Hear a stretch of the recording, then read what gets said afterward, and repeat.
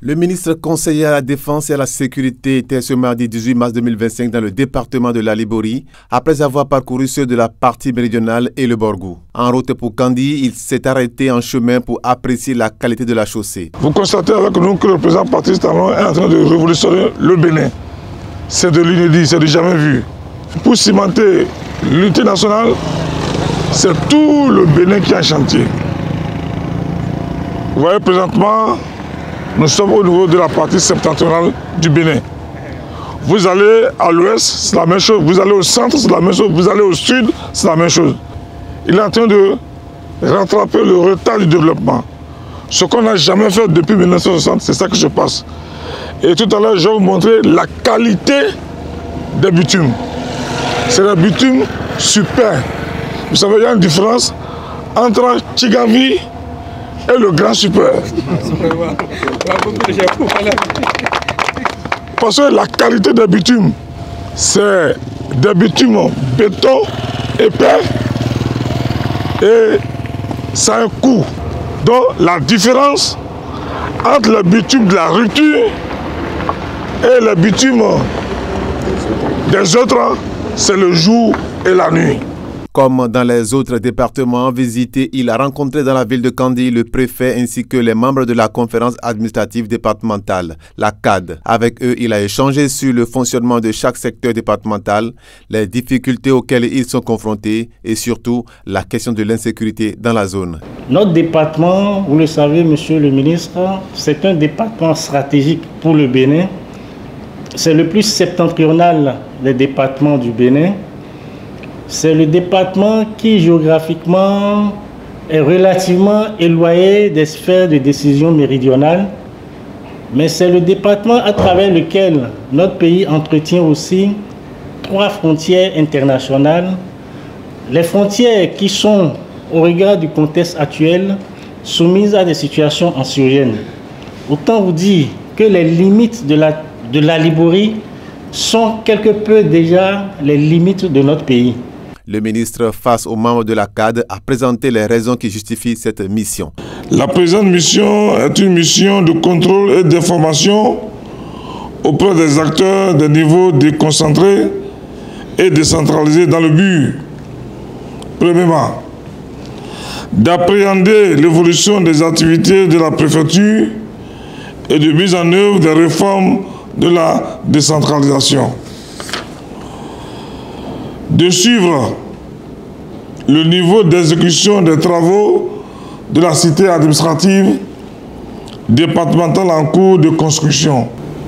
Troisièmement, de doper le moral des acteurs de la défense et de la sécurité de notre pays face à la montée considérable de l'extrémisme violent et du terrorisme pour diverses raisons dont le gouvernement de notre pays en a la parfaite connaissance. Après cette rencontre avec la CAD, le ministre a également échangé avec tous les maires et secrétaires exécutifs des communes. Un dialogue ouvert et franc a eu lieu où chaque participant a pu soulever les problèmes spécifiques à sa commune. À la suite de cet exercice enrichissant qui a permis au ministre d'être bien informé sur les difficultés de chaque commune, la visite s'est poursuivie sur le chantier de la cité administrative de Kandi. À présent, nous sommes en train de toucher la réalité. Je souhaiterais que la population de Kandi ne lâche pas le président Patrice Athanase Guillaume Talon. Je le remercie, je le félicite au nom de la population et ne sera pas déçu. Et je ne manquerai pas aussi de remercier, de féliciter sa femme qui est à ses côtés jour et nuit. Vous voyez que Kandi est en chantier. Il n'y a pas que cette cité et même la voirie urbaine est en train d'être étoffée, renforcée. Il y a l'asphaltage, il y a le dédoublement de la tête centrale de la ville qui fait partie de la RNI 2. Donc tout ça là participe quand même de la revitalisation de la ville de Kandi qui est une vieille ville mais qui avait besoin de ces infrastructures et d'autres aussi à venir que le gouvernement a déjà forcément, disons, projeté pour Kandi et les autres villes du département, les autres agglomérations de premier plan du département. Sur le chantier de l'asphaltage en cours dans la commune, le ministre a fait le point de ce projet qui contribuera grandement à l'amélioration des conditions de vie des populations. Bon, je pense que le président de la République, son Excellence, le président Patrice Talon, a joué déjà sa partition. Alors quand je fais le point de tout ce qui est investi à Kandi, quand vous prenez le projet asphaltage, ça fait 14 milliards et quelques. Alors vous prenez également le projet brique, c'est plus de 3 milliards 900, disons pratiquement 4 milliards. Et quand vous prenez également le projet d'assainissement pluvial, ça là c'est une dizaine de milliards. Donc pratiquement c'est une trentaine de milliards qui seront engloutis au niveau de la commune de Kandi. Alors ça veut dire que d'ici quelques mois, Kandi va complètement changer. Et c'est ce qu'on appelle Patrice Talon. Et vous comprenez aujourd'hui, c'est du jamais vu.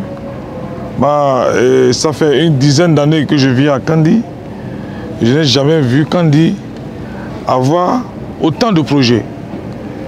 Mais aujourd'hui, je pense grâce à un homme de vision, à un homme de développement, qui ne pose pas des pierres pour poser des pierres, et qui ne fait pas de matu-vue politique, mais un homme d'action concrète qui bâtit le Bénin sans bruit.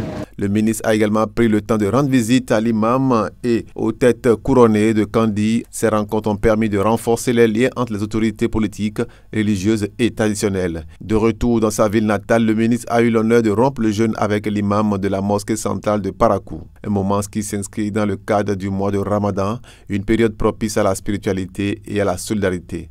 Ce moment de convivialité a offert au ministre l'opportunité de recevoir la bénédiction de l'imam qui a prié pour le président. Pour moi, les confessions religieuses, les têtes couronnées sont source d'inspiration et de bénédiction. Et vous comprenez avec moi, et avant de rentrer, l'imam central Wakaya,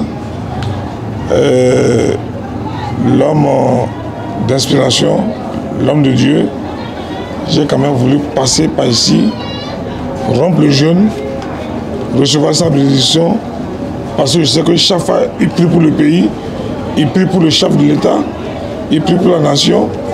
Donc c'est pour cette raison que je suis venu ici, et recevoir sa bénédiction, et rompre le jeûne avec lui, parce que c'est une grâce pour moi de pouvoir rompre le jeûne avec l'imam Wakaya. Cette tournée a permis au ministre de mieux comprendre les enjeux locaux et de réaffirmer l'engagement du gouvernement à soutenir les initiatives de développement et de sécurité dans le département de la Liborie.